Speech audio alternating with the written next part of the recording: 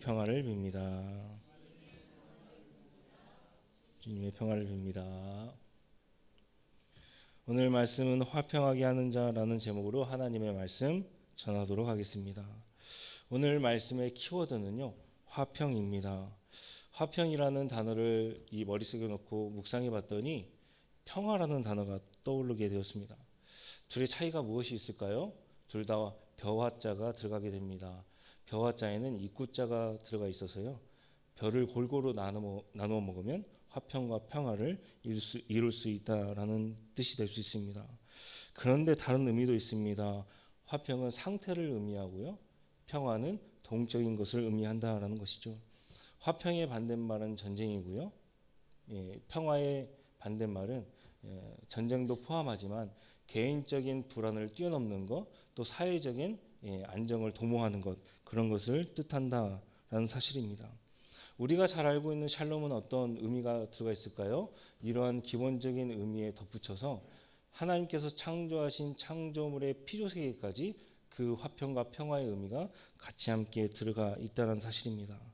그러니까 사람과 사람 사이의 의무, 책임, 그 윤리적 관계에서 하나님께서 창조하신 피조물, 창조세계까지 아우르는 개념이 바로 샬롬이라는 의미다라는 사실입니다. 여러분들은 지금까지 어떠한 샬롬을 이루고 계셨습니까? 제가 계속 말씀드립니다만 고린도 교회는 굉장히 문제가 많았던 교회입니다. 은사가 많으면 좋지라고 생각하실 수 있지만 은사가 많게 되면 교회가 조금 문제가 생기게 된다는 사실입니다. 은사는 어떤 능력을 지칭하기도 합니다. 자신이 가지고 있는 은사와 능력을 가지고 내가 먼저 마음대로 그 은사를 교회에서 쓰겠다라고 한다면 그 교회가 무너지는 것입니다. 세우기는 굉장히 어렵습니다. 그런데 무너지는 것은 한순간에 무너질 수가 있다는 사실입니다. 은사는 여러 가지 종류가 있습니다. 특별히 우리가 읽은 고린도전서 14장에는 방언의 은사가 기록되어 있다는 사실입니다. 고린도 교회에 문제가 생겼습니다. 방언으로 말하고 방언으로 기도하는 사람들이 생기게 되었다는 사실입니다. 방언이 무엇이냐라고 물으신다면 논쟁거리가 굉장히 많이 있습니다. 그런데 성경의 맥락을 읽어보게 되면 방언은요, 사람에게 하는 것이 아니라 하나님께 한다라는 사실입니다. 그러니까 사람과의 소통이 되겠습니까? 그럴 리가 없다라는 사실입니다. 그래서 바울은 방언보다 예언하는 은사 받기를 더 소중히 여겨라 라고 그렇게 우리에게 권면합니다. 예언은 미리 예자가 아니라 맡길 예자입니다. 우리가 예금할 때 예자다라는 것이죠. 하나님께서 우리에게 무엇을 맡겨주셨습니까? 하나님의 말씀, 즉 성경, 주님의 말씀을 맡겨주셨다는 사실입니다. 지금 김영호 목사가 설교하고 있는 이 설교도 어떻게 보면 예언이 될 수가 있다는 사실입니다. 방언은 사람과 사람 사이의 소통을 갈아먹고 예언은 사람과 사람 사이에 소통을 할 수 있다는 게 장점이다라는 사실입니다. 방언은 믿지 않는 사람들을 위한 표적이고요, 예언은 믿는 사람들을 위한 하나님의 말씀을 전하는 것이다 라고 말씀드릴 수가 있습니다. 그런데 이렇게 말씀드리면 예언이 훨씬 더 월등한 거다라고 들으실 수 있지만 사실 예언과 방언은 똑같은 은사다라는 사실입니다. 방언도 중요하고 예언도 중요합니다. 다만 같은 말이지만 방언은 사람이 알아들을 수 없는 언어이고 예언은 사람이 쉽게 알아들을 수 있는 언어다라는 것에서 차이점이 있습니다. 저는 여러분들이 방언의 은사와 예언의 은사 참 많이 받았으면 좋겠습니다. 그러나 사도 바울이 강조하고 싶은 것은요, 순서가 있고 차례가 있다는 사실입니다. 하나님은 무질서의 하나님이 아니시라 질서의 하나님이다라는 사실입니다. 바울은 방언하는 자, 예언하는 자에게 이렇게 권면합니다. 우리가 읽은 말씀 제가 다시 한번 읽어드리도록 하겠습니다. 고린도전서 14장 33절 말씀입니다. 하나님은 무질서의 하나님이 아니시요 오직 화평의 하나님이시라. 차례를 따라서 해라. 하나님께서는 무질서의 하나님이 아니다, 이런 말씀입니다. 방언을 하더라도 질서 있게 하고요, 예언을 하더라도 차례 있게 그렇게 따라서 예언을 하라라는 것입니다. 그런데 제가 이 말씀을 계속해서 묵상하다 보니까 조금 이상한 점이 발견돼요. 여러분들은 어떠십니까? 무질서와 상응하는 단어가 무엇일까요? 저는 질서라고 봤습니다. 그런데 왜 그 단어 안에 화평을 넣어놓게 되었을까요? 물론 화평이라는 단어에 조화라는 의미도 들어가 있습니다. 그러니까 무질서가 아니라 조화로운 교회의 삶을 이루라라고 바울이 권면할 수도 있지만 상응하는 단어는 질서다라는 사실입니다.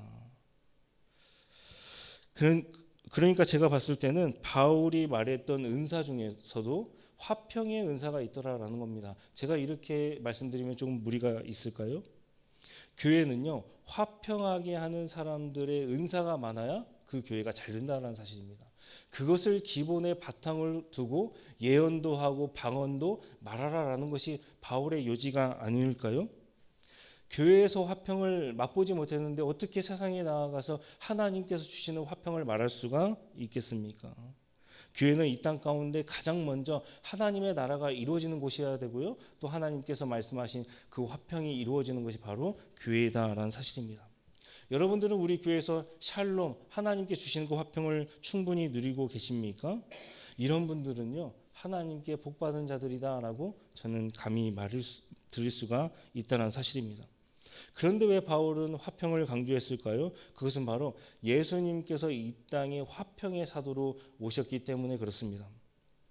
야곱의 아들들 중에서 요셉과 유다라는 자녀가 있었습니다. 세상적으로는 참 요셉이 잘 됐어요. 그렇지 않습니까? 그런 수많은 고난, 고통을 당했다 하더라도 나중에 해피엔딩으로 요셉이 총리가 되어서 자신의 형들을 살리고요, 이스라엘 백성들의 그 갈급함을 채워줬던 것이 바로 요셉입니다. 그러면 상식적으로 예수 그리스도가 유다가 아니라 요셉의 가문에서 태어난 것이 맞습니다. 그렇지 않겠습니까? 그런데 왜 하필 유다일까요? 유다가 가졌던 은사가 있었습니다. 그것은 바로 화평하게 하는 자였다라는 사실입니다. 유다가 화평하게 하였다라는 것은 두 가지로 요약해서 말씀드릴 수 있습니다. 첫째는요, 요셉이 죽을 위기에 처했을 때 그가 했던 말입니다.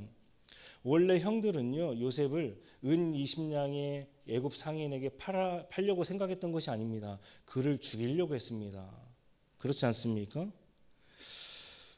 요셉을 죽이려고 했던 이유는 다른 것에 있지 않습니다. 아버지가 굉장히 요셉을 사랑했다라는 것이죠. 하루는요, 세겜에서 양을 치고 있는 요셉의 형들, 요셉을 아버지가 이렇게 보내게 됩니다. 그 이유는 형들이 양을 잘 치고 있는가 잘 보고 와서 자신에게 말해달라라는 겁니다. 그러니 형들이 얼마나 요셉이 미웠겠습니까? 요셉을 만나자마자 그를 옷을 벗기고 구덩이에 쳐서 넣게 됩니다. 그리고는 형들이 얘기합니다. 죽이자라고 이야기하죠. 그때 유다가 다른 형제들을 설득합니다. 창세기 37장 27절 말씀입니다. 자, 그를 이스마엘 사람들에게 팔고 그에게 우리 손을 대지 말자. 그는 우리의 동생이요 우리의 혈육이니라 하며 그의 형제들이 청종하였더라. 살인하려는 형제들을 말리고 그를 애굽 상에게 팔자라고 그렇게 얘기했다라는 사실입니다. 물론 요셉을 애굽 상인에게 팔긴 했습니다. 그런데 유다는요, 생명 살림의 역사를 이루어가는 하나님의 사람이었다라는 사실입니다. 그런데요, 아직 화평하게 하는 자의 역할은 하지 못했습니다. 둘째는 동생 베냐민이 볼모로 잡혔을 때 그가 했던 말을 주목해야 된다는 사실입니다. 창세기 43장 9절 말씀입니다. 내가 그를 위하여 담보가 되오리니 아버지께서 내 손에서 그를 찾으소서. 내가 만일 그를 아버지께 데려다가 아버지 앞에 두지 아니하면 내가 영원히 죄를 지리이다. 요셉은 동생이 보고 싶었습니다. 나중에 고생해서 총리가 되었죠. 아마도 형들이 똑같이 자신의 동생 베냐민에게 몹쓸 짓을 했다라고 생각했나 봅니다. 그래서 한 가지 꾀를 내게 되었습니다. 양식이 모자라 내려왔던 그 형제들에게 한 가지 꾀를 내게 되었다는 사실이죠. 그들을 첩자로 모은 것입니다. 그래서 시므온이라는 형제를 볼모로 잡아두게 되었습니다. 그리고는 동생이 있느냐 없느냐 물어본 다음에 동생을 데려와라. 그러면 시므온을 내가 내어주겠다라고 했다는 사실입니다.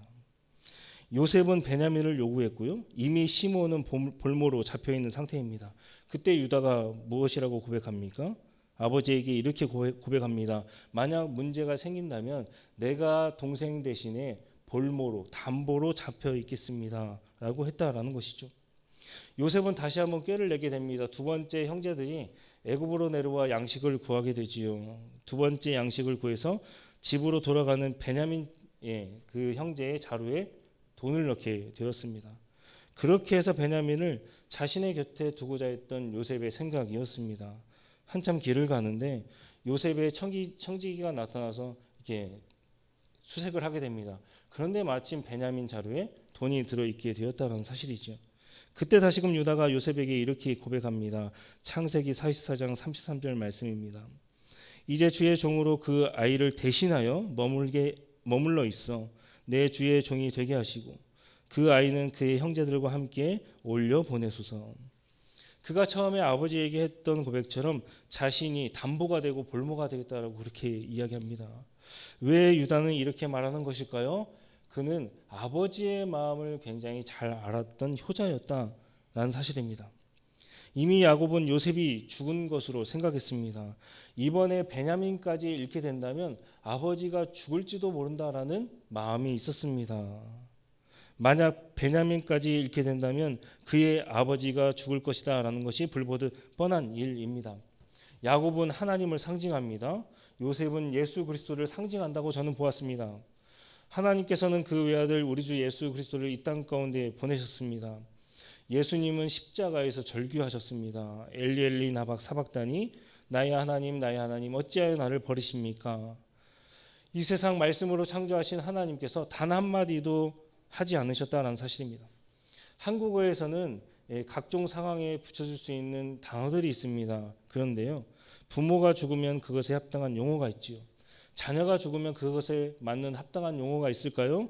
그렇지 않다라는 사실입니다. 하나님께서 언어를 잃으셨습니다. 빛이 있으라 담대하게 말씀하신 하나님의 언어가 상실되게 되었다라는 사실입니다.